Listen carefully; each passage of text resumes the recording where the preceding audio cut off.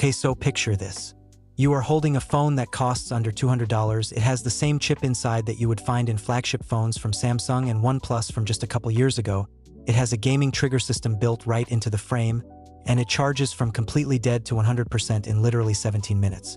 17 minutes. That is not a typo, that is not a marketing gimmick, that is real life. And today we are talking about the Xiaomi POCO F4 GT, and honestly, this thing might be one of the most underrated phones that almost nobody is talking about right now. I have been spending time with this device and I have thoughts, a lot of thoughts, so buckle up because we are going deep on this one.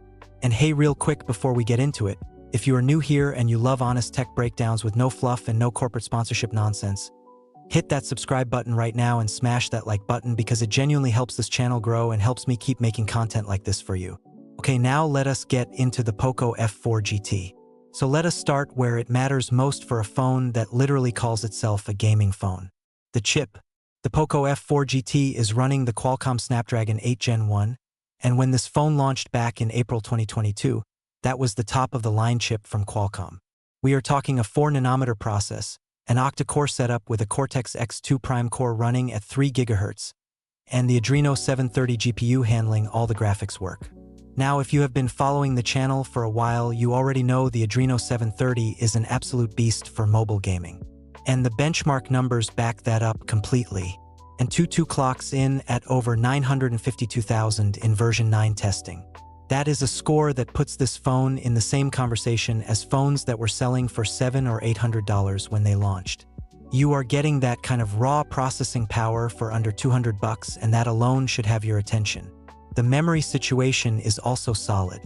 You have got either 8 GB of RAM with 128 GB of storage or the 12 GB RAM version with 256 GB of storage, and both use UFS 3.1, which is fast, really fast for reading and writing data. No microSD card slot though, so whatever configuration you pick, that is what you are living with. Just something to keep in mind before you pull the trigger. Now let us talk about the display because this is genuinely one of the highlights of this entire phone.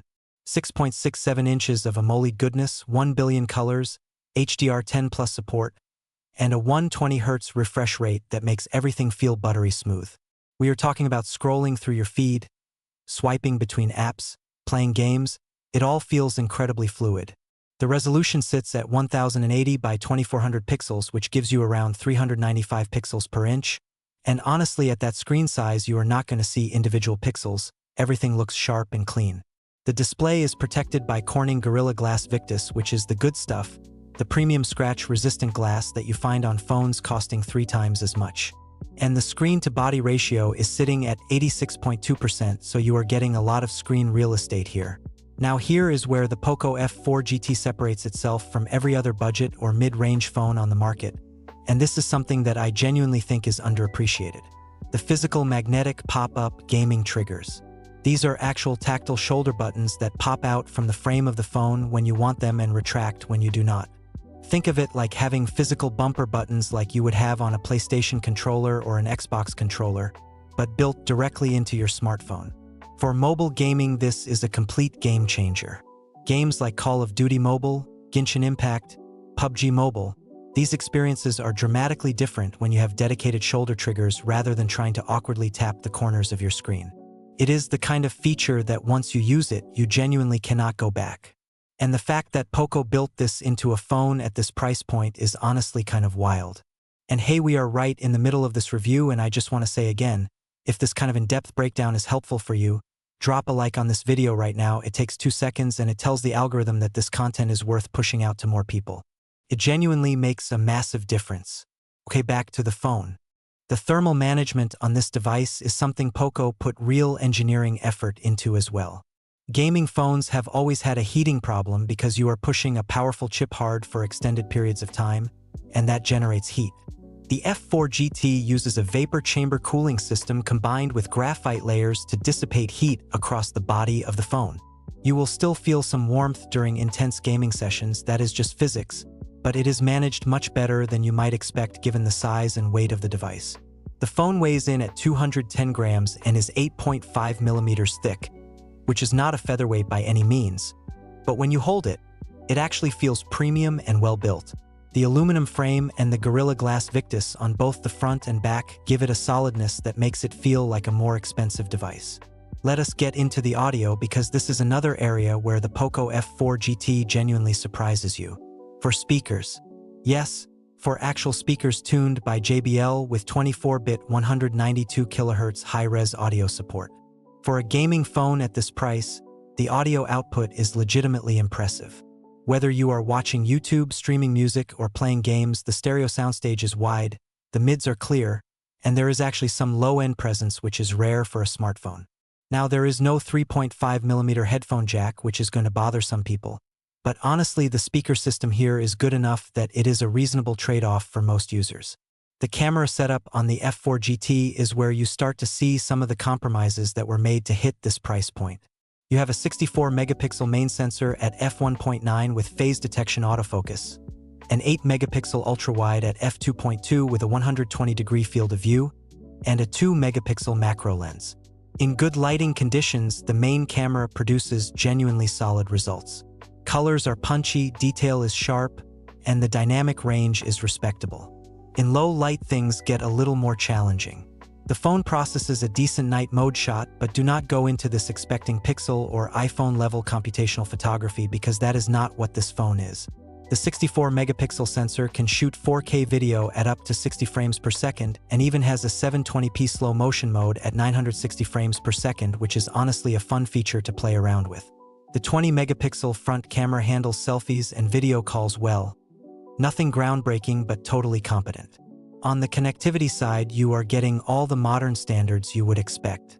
Wi-Fi 6 support, Bluetooth 5.2, NFC for contactless payments, an infrared blaster which is surprisingly useful for controlling TVs and other devices, and 5G support, of course. The GPS implementation is actually really comprehensive with support for multiple satellite systems including GPS, GLONASS, BDS, Galileo, QZSS, and NAV-IC. For navigation, this phone is going to lock on fast and stay accurate. Now let us talk about what is arguably the most impressive single feature of the entire POCO F4 GT, and that is the charging speed. 120-watt wired charging. In 17 minutes, you go from 0 to 100% on a 4,700 mAh battery. Think about how transformative that actually is in your daily life. You wake up, your phone is dead. You plug it in while you take a quick shower, you come out, and you are walking out the door with a full battery. That changes everything about how you interact with your device. The battery endurance rating sits at 81 hours, which means under normal mixed usage, you are easily getting through a full day, often pushing into day 2 depending on how hard you are pushing the gaming sessions. And when you do need to charge, you are never stuck waiting long. The 4700 mAh capacity also means that even with the Snapdragon 8 Gen 1 pushing hard during gaming, you have enough reserve to get through extended sessions. The software experience runs on Android 12 out of the box, but it is upgradable all the way to Android 14 with HyperOS 2 on top. HyperOS is Xiaomi's latest software layer, and it has come a long way from the early days of MIUI. It is generally clean, responsive, and has a lot of customization options if you want to dig into it. There are some pre-installed apps that you might not want, but it is nothing excessive and honestly manageable. So let us land this plane. The Xiaomi POCO F4 GT is one of those phones that makes you stop and ask why it is not being talked about more.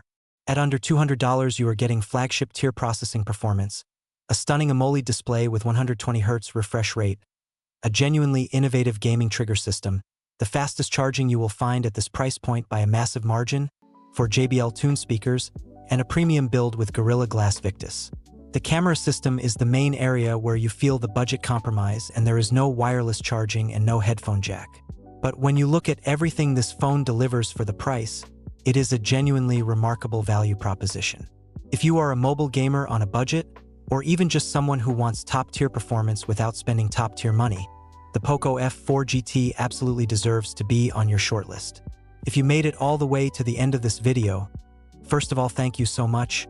It means everything to me that you spent this time here. If you found this review helpful, please hit that like button right now and subscribe to the channel so you do not miss the next one. I have got more deep dive reviews and tech breakdowns coming very soon, and you definitely do not want to miss them. Drop a comment below and let me know what you think about the POCO F4 GT or what phone you want me to review next. I read every single comment.